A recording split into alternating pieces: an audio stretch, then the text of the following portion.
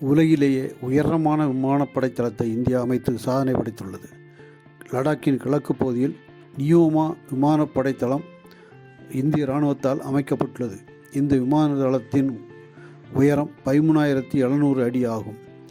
இந்த விமானப்படை தளத்தில் இருந்து Su-30, ரஃபேல், C-17 போன்ற சண்டை விமானங்களை இயக்கலாம். சீனாவின் அச்சுறுத்தல், பாகிஸ்தானின் மிரட்டல் போன்றவற்றுக்காக இந்த விமானப்படை தளத்தை இந்தியா அமைத்துள்ளது. இதனை air chief marshal A.P. Singh தொடங்கி வைத்தார். அவர் விமானப்படை சண்டை விமானத்தில் வந்து இறங்கி இதனை தொடங்கி வைத்தார். இந்த விமானப்படை தளத்தை இந்தியாவின் எல்லை சாலை அமைப்பு கட்டி அமைத்துள்ளது. இதன் விமானப்படை தளத்தின் ஓடுதளம் மட்டும் 2.7 கிலோமீட்டர் நீளம் உள்ளதாகும்.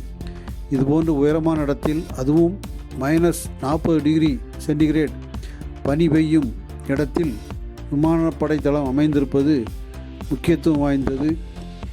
இங்கிருந்து மற்ற பகுதிகளுக்கு போர் நடக்கும் போதோ, எல்லையில் பிரச்சனை வரும்போதோ எளிதாக இராணுவத்தை நகர்த்தலாம். அதற்காகவே இந்த இடத்தை தேர்வு செய்து வைத்துள்ளனர். ஏற்கனவே லடாக் பகுதியில் தான் சீனா இந்தியாவிடம் மிரட்டி அடி வாங்கி கொண்டு போனது.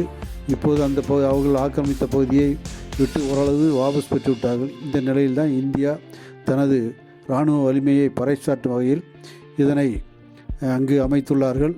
இந்த விமானப்படை தளம் இன்னும் மேலும் பல நவீன தொழில்நுட்பங்களுடன் மேம்படுத்த உள்ளது. இங்கு நவீன ராடார்கள் எல்லாம் அமைக்கப்பட்டுள்ளன.